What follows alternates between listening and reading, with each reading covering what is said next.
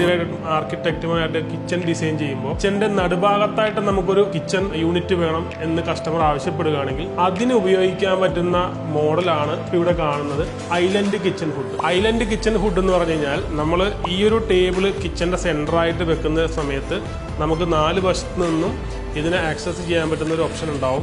Normal ഒരു വാൾ ചിമ്മിണിക്ക് നമുക്കത് ചെയ്യാൻ പറ്റില്ല.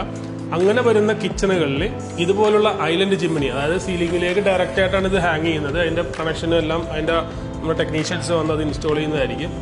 അപ്പോൾ ഇങ്ങനെയുള്ള കിച്ചൺ ആകുമ്പോഴത്തേക്കും നമുക്ക് 4 സൈഡും നമുക്ക് ആക്സസ് ഉണ്ടാവും. പിന്നെ അതുകൂടാതെ ഈ ഐലൻഡ് കിച്ചൺ വെക്കുമ്പോൾ നമുക്ക് 4 സൈഡിൽ നിന്നുള്ള എയർ വലിക്കേണ്ട ഏരിയ കുറച്ചുകൂടി കാണേണ്ടതുണ്ട്. അതുകൊണ്ട് മാക്സിമം 90 ചിമ്മിണിയിലാണ് നമ്മൾ ഐലൻഡ് ചിമ്മിണി സ്റ്റാർട്ട് ചെയ്യുന്നത്.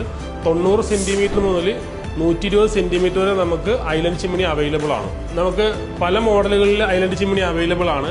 EDS എന്ന് പറയുന്ന ഒരു സീരീസ് ചിമ്മിണി കൂടി നമുക്കുണ്ട്. എലീക്ക ഡീപ് സൈലൻസ്, അതായത് വളരെ ഡെസിബിൾ സൗണ്ട് കുറഞ്ഞിട്ട് വർക്ക് ചെയ്യുന്ന ചിമ്മിണിയാണത്. അതിന് ടച്ച് മോഡലുണ്ട്, അങ്ങനെ പല പല സീരീസിലുണ്ട്. പക്ഷെ ഐലൻഡിന്റെ പൊതുവായിട്ടുള്ള ഒരു ഉപയോഗം എന്ന് പറഞ്ഞാൽ സെൻട്രൽ കിച്ചണിൽ നിന്നുകൊണ്ട് നമുക്ക് ആക്സസ് ചെയ്യാൻ പറ്റുന്ന ഒരു രീതിയിലാണ് ഐലൻഡ് കിച്ചൺ ചിമ്മിണി ഉപയോഗിക്കുന്നത്.